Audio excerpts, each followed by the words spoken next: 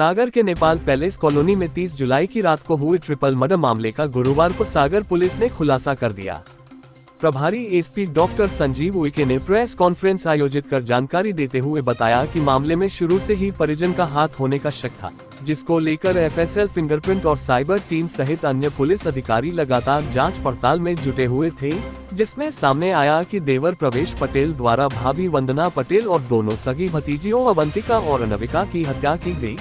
उन्होंने बताया कि देवर दमोह में PWD में पदस्थ है और वह जुआ सट्टा खेलने का आदी है, जिस पर पहले से ही कर्ज था। कर्ज में दबे होने के कारण भाभी द्वारा पैसे न देने और पहले से ही आरोपी को दिए हुए पैसे के बारे में भाभी प्रवेश को ताने देती थी। बीते दिन भी जब वंदना का पति विशेष ड्यूटी के लिए जिला अस्पताल गया था और मां इलाज के लिए भोपाल गई थी, इसी बीच मौका पाकर देवर आया और पैसों को लेकर फिर वंदना से बहस करने लगा।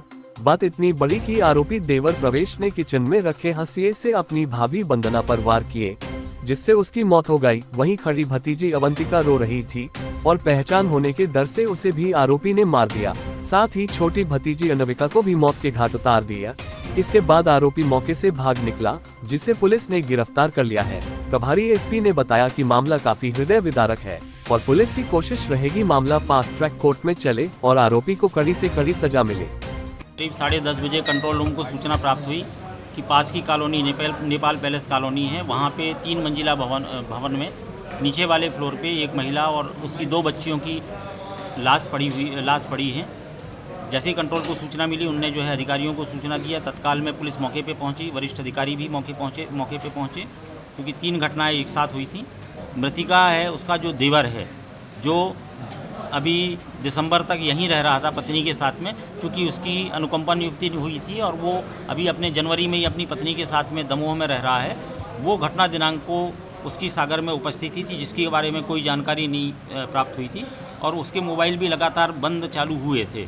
तो इसी क्रम में एक टीम जो है हमने उसके निवास दमोह में भिजवाने का प्रयास किया, दमोह में नहीं मिला। फिर ये जानकारी प्राप्त हुई कि पास में ही जो है एक सरखड़ी गांव है जहाँ पे उसका ससुराल है, वहाँ भी उसका आना जाना होता है। वहाँ भी एक टीम गई और वहाँ से जो है उसको पकड़ करके लेकर के आए।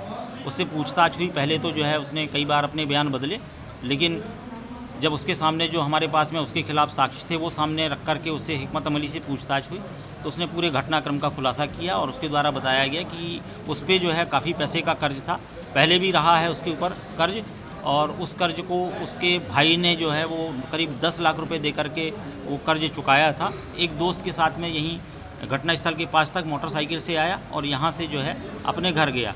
घर में भाभी और 2 बच्चियाँ थी, तो इसी बात को लेकर के जो है भाभी से कुछ विवाद हो गया और बात आगे बढ़ गई। उसने दिल पे ले लिया और जो है भाभी को धक्का दे दिया।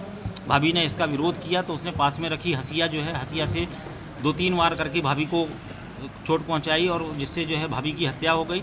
वहीं पास में 8 साल की बच्ची अवंतिका जो उसकी भतीजी थी, वो रो रही थी और बीच बचाव कर रही थी। अपने पहचान छुपाने के डर से उसने जो है 7-8 बार उसके गले पे भी किए। बच्ची भी मौके पे ख़त्म हो गई।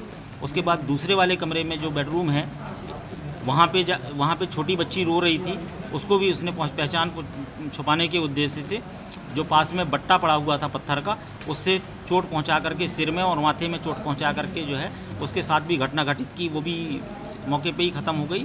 Bureau report, Trahimam TV.